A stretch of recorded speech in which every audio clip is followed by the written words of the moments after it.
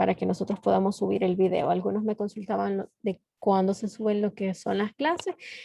Cada una de las personas sube las clases personalmente, las personas que dan lo que es la clase. En ese caso, en el caso del día de hoy, yo se las trataré de subir, si no es ahora o el día de mañana por la mañana, pero creería yo que el día de hoy por la tarde yo les estaría subiendo el material de ese día. ¿Sí? Ok, vamos a iniciar. Para iniciar lo que es la clase, pues empezaríamos hablando un poco de lo que es la microbiota normal humana, en el cual vamos a definir los objetivos que tiene lo que es la finalidad esta clase. Dentro de ellos es que ustedes puedan definir el concepto de microbiota humana, conozcan la clasificación de esta, cuál es la diferencia de esta clasificación y asimismo enumeren las funciones que tiene lo que es esta microbiota o flora humana, mencionar los principales tipos de microorganismos que pertenecen a este tipo de microbiota y en qué regiones anatómicas se encuentra este tipo de microorganismos y cuáles son sus funciones. Ahora bien, para iniciar, nosotros vamos a iniciar definiendo qué es una microbiota humana. Anteriormente también es conocida como flora normal. Ustedes van a escuchar literatura en la cual dice flora bacteriana normal. También es conocida como en este caso actualmente como microbiota normal o microbiota humana. Este término hace referencia a la población de microorganismos que pueden estar formados tanto bacterias como algunas levaduras o también conocidas como hongos que vamos a encontrar en la piel y en algunas mucosas que normalmente se van a encontrar en personas sanas. ¿Qué significa eso? Que en sí la microbiota humana es un conjunto de microorganismos que pueden ser bacterias o hongos que vamos a encontrar en piel, mucosas de personas sanas. ¿Se comprende el concepto? Sí, doctora. Sí, doctora. Ok, ahora bien, en cuanto a la clasificación, la microbiota humana se clasifica en dos tipos. Vamos a tener una microbiota humana de tipo residente y una microbiota humana de tipo transitoria. ¿Cuál es la diferencia de ambas? En la microbiota humana residente es la que va a estar conformada por microorganismos que son relativamente fijos. ¿Qué significa eso? Que no va a existir una variedad en los microorganismos que confieren ese tipo de microbiota, sino que van a estar fijos todo el tiempo, a toda hora. Nosotros vamos a encontrar ese tipo de microorganismos siempre. Ahora bien, ¿cuál es la diferencia de la transitoria? Normalmente la transitoria, la microbiota transitoria va a estar conformada por microorganismos que habitan en la superficie o que nosotros estamos en contacto con el ambiente y estas se van a encontrar en la piel y en las mucosas, pero solo se van a encontrar en un tiempo determinado. Puede ser horas, puede ser días, puede ser semanas y puede variar. ¿Se comprende la diferencia entre ambas?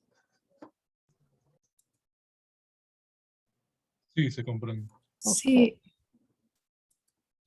Ok, ahora bien, la microbiota residente, vamos a hablar una a una. En ese caso yo les mencionaba que está conformada por microorganismos relativamente fijos, que significa que no van a variar.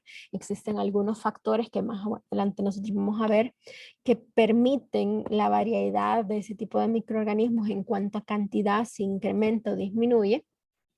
Y se van a encontrar siempre en diferentes regiones del cuerpo a determinada edad y esta se puede alterar, pero por sí sola se puede restablecer.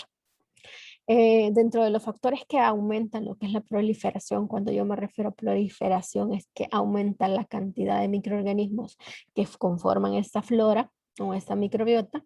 Está lo que es la temperatura. Si existe un aumento de la temperatura, puede generar lo que es la presencia de humedad y esto predisponerá a la proliferación de microorganismos. Asimismo, la presencia de diferentes nutrientes, por ejemplo, si nosotros hacemos uso de sustancias grasosas, eso predispone a aquellos microorganismos que tienen la afinidad por esos nutrientes que son grasas y hace que se reproduzca mucho más cantidad y así exista lo que es una alteración en la microbiota. También si nosotros usamos sustancias con sustancias inhibitorias, Esto puede dañar lo que es la flora o la microbiota residente y generar una alteración de ella. Pero si nosotros quitamos el uso de estas sustancias inhibitorias, por lo tanto la flora se va a restablecer o se va a corregir. Ahora bien, la microbiota transitoria, ¿cuáles son? Yo les mencionaba que está conformada por microorganismos que van a estar en el ambiente. ¿Qué tipo de microorganismos pueden ser estos? Ese tipo de microorganismos pueden ser potencialmente patógenos o no, y pueden llegar a causar una enfermedad, pero ya vamos a ver en qué ciertas condiciones para que ellos pueden llegar a causar enfermedad. Normalmente ese tipo de microorganismos patógenos o potencialmente patógenos, no patógenos o potencialmente patógenos, perdón, normalmente van a habitar en lo que es la piel y en mucosas, pero solo lo van a hacer por un periodo determinado. Ya mencionábamos que pueden ser horas, pueden ser días o pueden ser semanas. Estos microorganismos provienen del ambiente que nosotros tenemos contacto. Normalmente nosotros tocamos diferentes series de superficies o tocamos lo que son puertas, el baño, lo que son de los lavamanos. Entonces nosotros adquirimos una serie de microorganismos en nuestras manos o en nuestra piel, y si nosotros no hacemos un adecuado lavado de manos, pues esta flora va a estar durante días o durante horas. En este caso, hasta que nosotros hagamos una eliminación de ese tipo de microorganismos que nosotros hemos hecho contacto con el ambiente. Este tipo de microorganismos tiene poco significado o tiene poca relatividad si nuestra flora residente, que es la microbiota fija que nosotros tenemos en nuestro cuerpo, se encuentra en su estado normal. No hay alguna alteración de esa. Si hay alguna alteración de esa, entonces estos microorganismos que nosotros tocamos con el ambiente pueden proliferarse o pueden colonizar estas áreas anatómicas específicamente y causar patologías. Si existe una alteración en la flora residente o en la microbiota residente. ¿Se comprende esta clasificación, chicos? Sí, doctora, Sí, perdón, licenciada, sí, pero me perdí un poquito porque estábamos hablando de la transitoria. Sí, de la transitoria y la residente. La residente es los microorganismos fijos que nosotros vamos a encontrar a toda hora, en cualquier lugar, siempre van a ser los mismos. La transitoria es la otra clasificación, pero está relacionada con la residente. ¿Por qué? Porque esa transitoria puede causar patología, porque acuérdense que son microorganismos del ambiente que pueden ser patógenos o no patógenos, pero solo van a causar patologías, o sea, enfermedades, si nuestra flora residente que nosotros tenemos fijo se encuentra alterada, ya sea disminuida. Entonces, esto va a predisponer a que esa microbiota transitoria pueda generar patologías. ¿Sí? No sé si ahí se me confundió un poquito. Sí, ahí está bien, gracias. sí. Ok. Ahora bien, ¿cuáles son las funciones de la microbiota en general? Es que van a tener una función de antagonismo. En cuanto a la función de antagonismo, es que evitan la colonización, como ya les mencionaba anteriormente, de otro tipo de microorganismos que son potencialmente patógenos. También contribuyen a lo que es la maduración del sistema inmunitario. ¿Cómo contribuyen? Activan lo que es el sistema inmunitario, las células del sistema inmunitario para que reconozcan ese tipo de microorganismos, ya que muchos microorganismos contienen diferentes patrones comunes que generan lo que es un tipo de respuesta inmunitaria y lo genera lo que es una protección. Asimismo, ayuda a la digestión porque participa con la degradación de diferentes toxinas. Se sintetizan lo que son vitamina K, ayudan a lo que es la síntesis de la vitamina K, principalmente aquellas bacterias que nosotros tenemos a nivel intestinal. Permiten esta función que es de mucha importancia, ya que está vinculado con lo que es la absorción de nutrientes. Esas son las diferentes funciones principalmente de la microbiota. De ahí tenemos que, como ya tenemos que estas tienen una función en específica, la microbiota puede tener relaciones con lo que es el hospedero o el humano. Puede tener una relación benéfica o una relación perjudicial. ¿Cuáles son ese tipo de relaciones? En el caso de las relaciones benéficas, puede participar o ser un microorganismo comensal ¿Eso qué significa? Que el microorganismo va a aprovecharse de el hospedador o el huésped o el humano, pero no le va a causar ningún daño. Otra relación benéfica es que es el mutualismo. ¿Qué significa eso? Que ambos se benefician. Ejemplo de ellos, aquellos microorganismos a nivel intestinal que ayudan en lo que es la síntesis de la vitamina K, por lo tanto el organismo tiene un beneficio porque permite la absorción de nutrientes por parte del huésped y asimismo el microorganismo obtiene nutrientes del huésped para poder reproducirse. Entonces ambos se benefician, tanto el microorganismo como el huésped o en ese caso el humano. De ahí tenemos aquellas relaciones perjudiciales en las cuales la microbiota puede ser oportunista. En el caso de aquellas personas que tengan un sistema inmunitario, en este caso este tipo de microorganismos, se pueden aprovechar del sistema inmunitario bajo y generar una alteración o un daño o una infección en el hospedero. Asimismo, pueden tener una relación de parasitismo en el cual los microorganismos se benefician obteniendo nutrientes y a su vez causan daño. En este caso, causan una enfermedad. ¿Se comprende esas relaciones? Sí. Ya les mencionaba, ya veíamos cuál es la definición de la microbiota normal, humana normal, cuáles son su clasificación, qué tipo de microorganismos son los que van a conferir o van a formar cada uno de ellos. El tipo de microbiota, nosotros podemos encontrar microbiota a nivel de la mucosa vocal, a nivel del tracto digestivo, a nivel del tracto respiratorio superior principalmente, en la piel, y a nivel del tracto urogenital. Vamos a ir viendo uno a uno qué tipo de microorganismos y cuál es la función en algunas áreas anatómicas. Para eso es necesario que nosotros conozcamos algunos sitios donde normalmente vamos a encontrar microbiota, en este caso microorganismos, y aquellos sitios donde no vamos a encontrar ningún tipo de microorganismos porque son estériles. La palabra estéril significa que no existe la presencia de ningún tipo de microorganismo. Dentro de los sitios donde nosotros podemos encontrar flora o microbiota es la piel, mucosas, en este caso intestino delgado, intestino grueso, vagina, y el tracto urinario inferior de ambos sexos, ¿verdad? Y ahí tenemos sitios estériles, normalmente es la pleura, que es aquella membrana que recubre lo que es la caja torácica o lo que es los pulmones.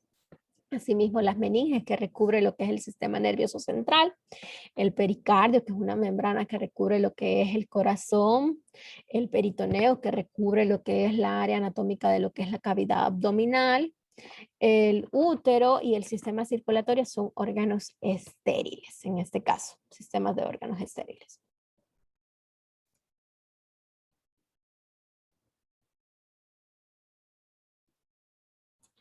Me preguntan que si puede existir un problema si la microbiota residente reduce. Sí, existe lo que es un problema, una alteración. Eso puede permitir la proliferación de otro tipo de microorganismos. Por ejemplo, aquellos microorganismos transitorios con los cuales nosotros tenemos contacto normalmente con el ambiente, o por si A o B motivos nosotros tenemos contacto con un microorganismo patógeno, eso puede generar la proliferación de eso. Normalmente el tipo de microorganismos de la flora residente generan como una barrera, la primera barrera que nosotros tenemos para como el sistema inmunológico, que nos permite, perdón, que no colonicen, que no se reproduzcan, perdón,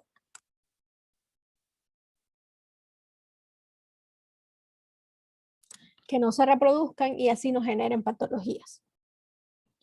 Ahora bien, en cuanto a la microbiota de la piel, vamos a iniciar diciendo que predominan principalmente microorganismos transitorios. ¿Por qué creen ustedes que predominan microorganismos transitorios? Porque la piel se limpia constantemente. Sí. No pueden ingresar directamente como podrían entrar por la boca y sí ya tendrían un contacto directo. Exactamente. Sí, exactamente. El medio ambiente influye también en la microbiota de la piel. Está correcto todo lo que ustedes me dicen. Porque la piel está más expuesta al medio ambiente. Exactamente, esa es la respuesta más relacionada. En este caso, la piel está más vinculada con lo que es el ambiente, es el primer contacto que nosotros tenemos con lo que es el ambiente y por lo tanto van a predisponer a ese tipo de microorganismos transitorios que ya sabemos que ese tipo de microorganismos provienen de lo que es el ambiente. Más sin embargo, en la piel también vamos a encontrar una microbiota natural fija, residente, que es constante, ya nosotros sabemos, y es definida. Más sin embargo, existen diferentes tipos de factores que van a predisponer a que se altere, y genere lo que es alguna patología. Por ejemplo, el cambio de pH, el uso de ácidos grasos o de sustancias que utilizan ácidos grasos, la presencia de lisosimas, en este caso puede generar la eliminación de esto y puede dar la predisposición a generar infecciones sinérgicas. Cuando yo me refiero a infección, dígame. ¿Y cuál sería esa microbiota permanente que tiene la piel? Ya lo vamos a ver. Más adelante vamos a ver cuál es la flora que normalmente nosotros vamos a encontrar en la área de la piel. Hay un cuadro específicamente donde se las menciono y les explico qué tipo de microorganismos puede ser. ¿Ok? Ahora bien, estas alteraciones puede dar a la presencia de infecciones sinérgicas, como pueden ser bacterias anaerobias y aerobias. Cuando yo me refiero a bacterias aerobias, es aquellos microorganismos, no sé si ustedes recuerdan, son microorganismos que crecen en presencia de oxígeno, las aerobias. Las anaerobias son las que crecen en ausencia de oxígeno. También más adelante ustedes van a ir viendo términos en los cuales ven anaerobias facultativas. La palabra facultativa significa la capacidad del microorganismo de adaptarse a la presencia o la ausencia de oxígeno. En este caso de infecciones sinérgicas, son aquellas infecciones que se dan por la infección de diferentes tipos de bacterias. Hay una sinergia. En este caso pueden ser bacterias anaerobias y bacterias aerobias. Ejemplo de ese tipo de infecciones sinérgicas tenemos lo que es la gangrena, fascitis necrosante, y lo que son celulitis, ¿verdad? Las celulitis son afecciones específicamente que se dan en lo que es la piel. Ahora aquí viene lo que nos preguntaba la compañera, qué tipo de microorganismos yo voy a tener en lo que es la piel. Normalmente yo voy a encontrar bacilos difteroides, aerobios, anaerobios. Ejemplo de ellos tenemos lo que es Corynebacterium y Propionibacterium. También vamos a encontrar estafilococos no hemolíticos. Cuando yo me refiero a estafilococos no hemolíticos, más adelante ustedes van a ver que para aislamiento de diferentes microorganismos nosotros hacemos uso de cultivos. Estos cultivos me permiten ver características morfológicas de estos microorganismos en cuanto al crecimiento, que yo puedo definirlo como un no hemolítico, aquel que no produce hemólisis, en este caso en un agar sangre. Ese tipo de microorganismo es un estafilococcus no hemolítico.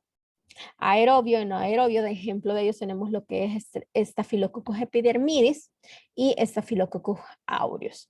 De ahí tenemos lo que son Streptococcus alfa hemolíticos, también aquellos que sí producen hemólisis en agar sangre. Nosotros podemos ver una morfología diferente, un color diferente. Están aquellos que producen una hemólisis total, que es conocida como beta hemólisis, una hemólisis parcial que es de tono verdoso, pero eso ya más adelante lo van a ver, en el cual nosotros los definimos como estreptococos o microorganismos alfa-hemolíticos. De ejemplo de ellos tenemos Streptococcus viridans. Ese nosotros lo vamos a encontrar en lo que es la piel. También podemos encontrar especies de Enterococcus. Dentro de ellos tenemos Enterococcus sp. Algunas especies de bacilos coliformes que normalmente son gram negativos. Cuando yo me refiero a gram negativos, es una reacción tintorial que más adelante ustedes van a ver la coloración gram, que me permite clasificar según la reacción tintorial en bacterias gram positivas o gram negativas. Normalmente, para que ustedes tengan un conocimiento así de manera general, la bacteria gram negativa se ven de un tono rojo y las gram positivas se ven de un tono morado o violeta, ¿verdad? Por sus reacciones tintoriales, por las características morfológicas de su pared celular, de su pared o su estructura en sí. También vamos a encontrar en lo que es la piel una serie de hongos, específicamente levaduras, específicamente en las áreas anatómicas de los pliegues, ya sea en las axilas, en los pliegues inguinales, en los pliegues mamarios, en donde se encuentran los que son pliegues cutáneos, ahí nosotros podemos encontrar este tipo de microorganismos. Aquí tenemos algunas especies de microorganismos que nosotros encontramos en la piel, ya los mencionábamos anteriormente, como se escribe Staphylococcus epidermidis. Otra cosa que tienen que recordar ustedes es que en el caso de la escritura, a la hora de escribir lo que son los microorganismos, esos tienen que ir en letra cursiva, si yo lo estoy haciendo en trabajo. En el caso de que si yo lo estoy escribiendo, tiene que ir siempre con la primera letra mayúscula, en el caso del género, que es Staphylococcus, y en el caso de la especie, totalmente en minúscula. Y va subrayado por separado. En el caso de Staphylococcus aureus, se puede encontrar en pequeñas cantidades especies de Micrococcus, especies de Streptococcus alfa hemolíticos y no hemolíticos. Ahí tenemos lo que es Streptococcus viridans, Streptococcus mitis. De ahí tenemos especies de Corynebacterium, especies de Propionibacterium, de Peptostreptococcus, especies de Acinetobacter y pequeñas cantidades de Cándida, que son levaduras, especies de Bacillus coliformes, en este caso Pseudomonas aeruginosa, y así. Ahora bien, no sé si tienen duda en cuanto a la microbiota de la piel. Otra consulta, perdone, vaya, y si llegamos, digamos, en la piel podemos hacer un estudio para determinar si tenemos las microbiotas que son fijas, definidas, y si no las tenemos, eso podría causar alguna patología. Como, repítame otra vez la pregunta, no le comprendí. Bueno, como está dicho de que tenemos unas microbiotas que son definidas, que son las fijas, ¿verdad? Las que Las vimos residentes, anteriormente. ah, Ajá, exacto. las residentes. Si no tenemos una de esas, podría causar alguna patología la deficiencia de esas o no pasa nada. Sí, puede causar una patología porque normalmente nosotros siempre vamos a tener microorganismos transitorios, ¿sí? En este caso, estos microorganismos transitorios sí pueden llegar a colonizar o reproducirse y causar patologías o causar una infección. Depende de la área anatómica donde se dé lo que es la infección, ¿verdad? Gracias. Ahora bien, en cuanto a la microbiota de la boca y las vías respiratorias, principalmente va a tener flora, o en este caso microbiota humana, microorganismo, va a tener específicamente la parte de las respiratorias o las vías respiratorias superiores, ¿verdad? Al nacimiento, normalmente este tipo de áreas anatómicas son estériles, no tenemos ningún tipo de microorganismo, pero a medida nosotros vamos ingiriendo alimentos, vamos adquiriendo microorganismos por medio de estos alimentos, ¿verdad? Después del nacimiento de las 4 a las 14, de 4 a 12 horas, el primer tipo de microorganismos que nosotros vamos a encontrar en la vía de la boca y las respiratorias, tenemos lo que es el Streptococcus viridans. En las primeras horas de vida podemos encontrar también, además de viridans, podemos encontrar estafilococos aerobios, anaerobios, diplococos gram negativas como especies de Neisseria que no sean patógenas, especies de difteroides. A medida vamos creciendo, se va generando lo que es la formación de los dientes y ahí ya van cambiando lo que es la microbiota y va apareciendo lo que son especies de espirocotas anaerobias, especies de Provetella, algunos vibrios y especies de, en este caso, microorganismos de lactobacilos. En el caso de los lactobacilos son microorganismos que son bacilos, una forma alargada, que son gram positivos. ¿Qué significa eso? Que son forma bacilar y que nosotros lo vamos a ver morado a la hora si nosotros hacemos un cultivo o una coloración, ¿verdad? De ese cultivo. En cuanto a la boca, podemos encontrar algunas especies de hongos, principalmente lo que es cándida.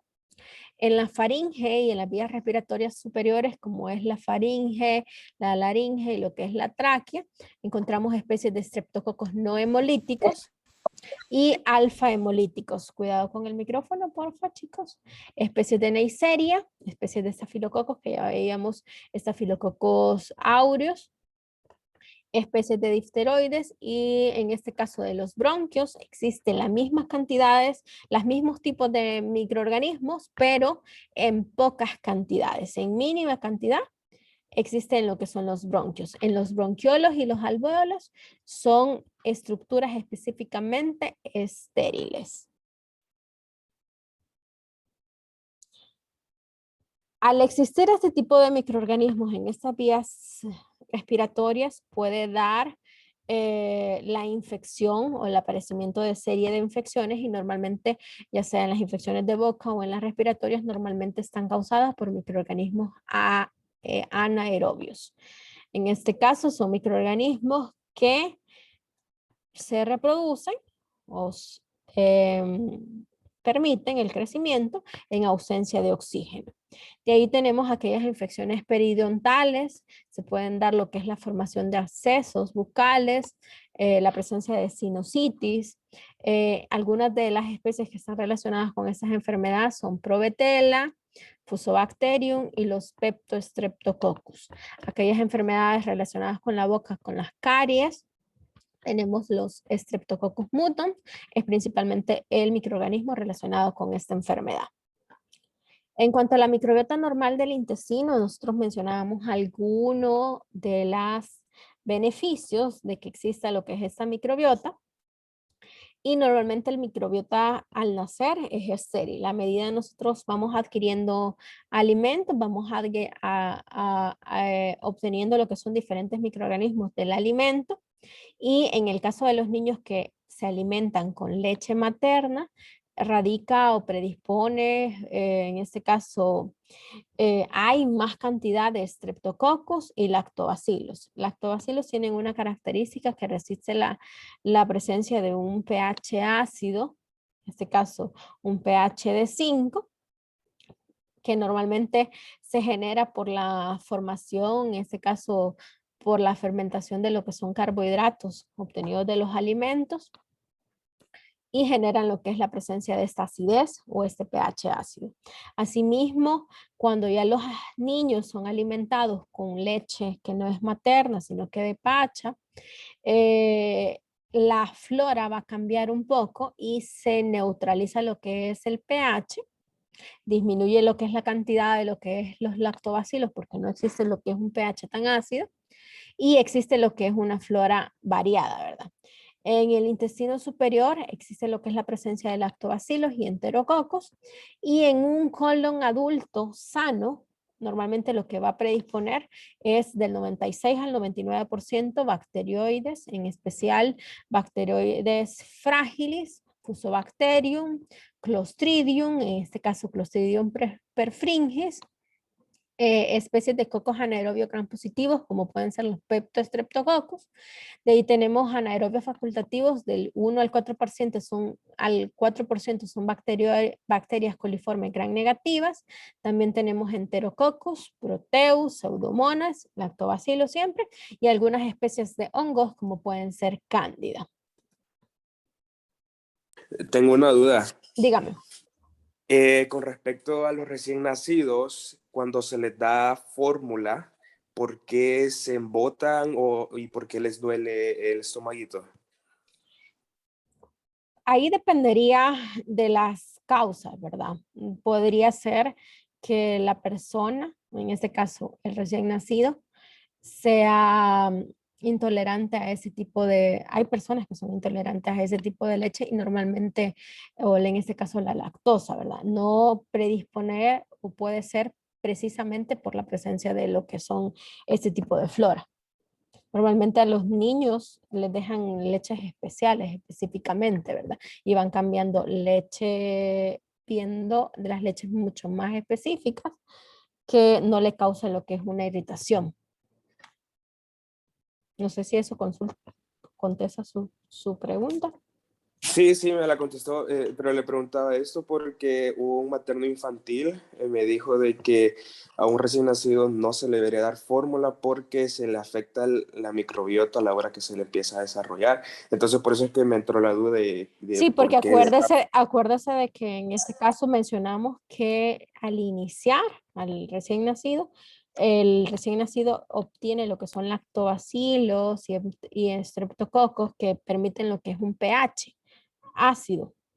En este caso, esa es la flora normal de ellos que deben de tener. Pero al cambiarle lo que es el alimento, el microorganismos pueden ir cambiando y por lo tanto va a haber una alteración en la flora y puede generar una alteración, en este caso el embotamiento que usted menciona. Porque Sí. lo que hace la leche es disminuir lo que es el pH y por lo tanto permite el crecimiento de otro tipo de microorganismos y disminuye lo que es la presencia de lactobacilos. Ah, ok, ok. Porque Hoy sí. acuérdese que los lactobacilos tienen que existir un pH ácido para que ellos se encuentren.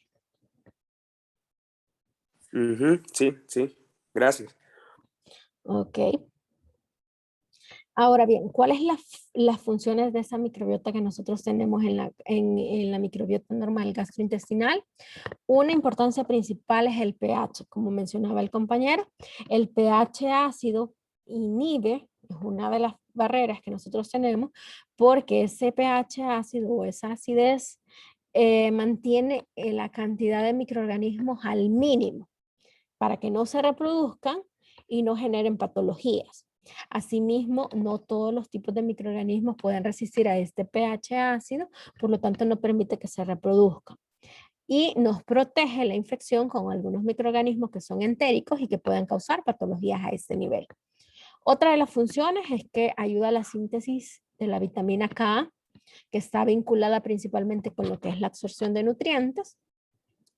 Y asimismo ayudan a lo que es la conversión del pigmento y los ácidos biliares que le dan lo que es el color a las heces, ¿verdad? Así tenemos alguna flora anaerobia del colon, en este caso tenemos Bacteroides fragilis y Clostridium, los Pectostreptococcus, que normalmente lo vamos a encontrar en lo que es la flora intestinal. Sin embargo, si hay alguna perforación, estos microorganismos pueden generar la formación de abscesos y generar patologías. Ahora bien, pasamos, ya vimos diferentes microbiotas, ahora pasamos a la microbiota normal de la vagina, en el cual al nacimiento al igual existe pequeñas cantidades y normalmente va a predisponer lo que es la presencia de lactobacilos aerobios, que son microorganismos que resisten en pH ácidos. Esto va a ir cambiando poco a poco hasta la pubertad, en la cual se va cambiando lo que es la flora y existe lo que es una flora mixta, que está conformada por bacilos y cocos, debido a que se neutraliza un poco el pH. Ya cuando llega lo que es la pubertad, nuevamente reaparecen lo que son los lactobacilos porque hay un incremento en el pH de la vagina, que hay una incrementación en el pH ácido, o sea, existe una disminución del pH, eso quiero darles a entender, porque el pH ácido es un pH bajo, menor de 5, en el cual permite lo que es la reproducción, el reaparecimiento de lo que son estos lactobacilos, que son aerobios y anaerobios, ¿verdad? Ya cuando llega lo que es la menopausia, otra vez se neutraliza lo que es el pH y retorna lo que es la flora mixta formada por cocos y bacilos, y dentro de esta flora que nosotros vamos a encontrar, podemos encontrar Streptococcus hemolíticos del grupo B, principalmente el Streptococcus agalactiae, en este caso está vinculado en personas embarazadas, está vinculada con abortos, puede causar lo que son abortos.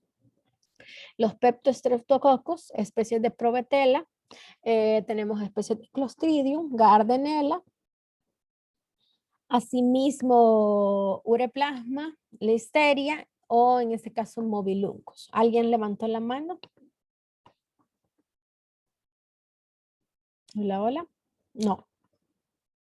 Entonces, estas serían las especies. Aquí en el caso de la microbiota normal de la vagina, quiero que le tomen, den importancia a lo que son los lactobacilos, porque al finalizar lo que hay como un tipo de ejercicio en el cual ustedes pueden ver qué tipo de infección, y esto es porque los lactobacilos tienen una función principal en lo que es en el mantenimiento de lo que es el pH ácido para prevenir que otro tipo de microorganismos se colonicen o el establecimiento de otro tipo de microorganismos en lo que es la área anatómica de la vagina para que se pueda dar un tipo de infección, en este caso una vaginosis también conocida, ¿verdad? Si hay una disminución de estos lactobacilos, entonces da lo que es la proliferación de otro tipo de microorganismos y puede generar el aumento de bacterias, otras bacterias o levaduras y provocan una infección, irritación o inflamación. Normalmente en aquellas personas que consumen altamente antimicrobianos, en ese caso, puede disminuir la presencia de los lactobacilos y así predisponer el aparecimiento de enfermedades. Dígame, Armando. En el caso de la cándida, incluye ahí cuando aumenta por ejemplo, llega una infección de la cándida albicans, incluye ahí. Sí, normalmente se puede, cuando hay una disminución de lactobacilos, es normal que nosotros podamos encontrar algunos hongos en lo que son la vagina, más sin embargo, si hay una disminución en la flora, eso permite la reproducción o el aumento de ese tipo de microorganismos que pueden ser oportunistas, porque Cándida es un microorganismo oportunista. Ah, ok, gracias. Dígame, Alejandra o Ale. Hablando sobre la microbiota de la vagina, con lo del pH, se podría relacionar la acidez del pH con la fertilidad también, porque si hablamos de que el pH cambia, podemos decir que tiene su punto más bajo durante la adolescencia y termina en la menopausia, lo podríamos relacionar con la fertilidad. Podría ser relacionado, más sin embargo aquí lo estamos vinculando principalmente con la presencia o no de infecciones. ¿Sí? Más que todo, en este caso lo estamos vinculando con la presencia o no de lo que es la microbiota, por una alteración de lo que es la microbiota. Si el pH baja, en este caso va a existir una alteración en lo que es la microbiota y va a predisponer el aparecimiento de lo que es la enfermedad o una infección, ¿sí? Ahora bien, en el caso del moco cervical, normalmente existe lo que es la formación de este moco cervical que tiene también una generación o una función de una actividad antibacteriana porque contiene lisocimas que van a inhibir la reproducción de serie de bacterias y nos protege de la presencia de infecciones. Asimismo, nosotros podemos tener lo que son bacterias en lo que es la uretra, principalmente en la posterior anterior, en la porción anterior, principalmente la más expuesta, en la cual en ambos sexos se debe de encontrar o se puede encontrar pequeñas cantidades de bacterias. Normalmente una orina por micción normal, ustedes tienen que recordar que la orina pasa por lo que es la uretra, puede tener bacterias por arrastre y esas bacterias, la cantidad mínima que puede tener es de 1000 a 100.000 microorganismos por ml de orina. En cuanto a la microbiota normal del ojo, los microorganismos que predisponen están los difteroides, Corynebacterium cereus, de ahí tenemos lo que es Streptococcus epidermidis, tenemos lo que es Streptococcus pneumolíticos, tenemos especies de Neisseриas y Bacillus gram negativos. Aquí existe lo que es las lágrimas que tienen una acción mecánica principalmente y la presencia de lo que es unas lisocimas en estas lágrimas tienen una función antibacteriana que mantiene estable la microbiota de esta área anatómica específicamente. Por último, tenemos lo que es la microbiota normal del oído, en el cual tenemos que normalmente podemos encontrar en la parte externa de lo que es el oído, principalmente Staphylococcus coagulasa negativo. Aquí tenemos lo que es Staphylococcus epidermidis, otros tipos de Staphylococcus coagulasa negativo, en la cual se pueden aislar. Ahí existe otro tipo de microorganismos que se pueden encontrar específicamente aquí también, como pueden ser Streptococcus pneumoniae, que pueden ser patógenos potencialmente, Pseudomonas aeruginosa y especies de la familia de enterobacterias o enterobacteriaceae, que son bacilos gram negativos. Nosotros podemos aislar ahí. Pero aquí no son patógenos, pueden ser patógenos en otras áreas anatómicas. Ahora bien, por último tenemos lo que es el ejercicio en el cual dice una mujer de 26 años de edad acude con su médico por una secreción vaginal anormal. A la exploración física, el médico observa una secreción homogénea, poco espesa, de color blanco grisácea, adherida a lo que es la pared vaginal. El pH de la secreción es 5.5, o sea, está bajo, pero ya se está alcalinizando. Lo normal es que lo encontremos menor de 4.3. En la tinción que nosotros hacemos de esa secreción, observamos numerosas células epiteliales cubiertas por bacilos gran variables. A esto normalmente nosotros lo conocemos como células clave, que indican lo que es la presencia de una infección, a lo cual nosotros podemos diagnosticar una vaginosis bacteriana. Según todo esto, ¿cuáles de los microorganismos que forman normalmente parte de la flora normal genital vaginal se puede haber disminuido y dar predisposición a la presencia de vaginosis bacteriana? ¿Cuál creen ustedes? Podría ser la E. ¿Cuál? Especie de lactobacillus. La lactobacillus. La E. Los La E. lacto... Ella es la que dijo de que daba como más lo del pH. Exactamente, es la que regula la presencia del pH, en este caso un pH bajo al nivel de lo que es la vagina. Exactamente, son las especies de lactobacillus. Okay.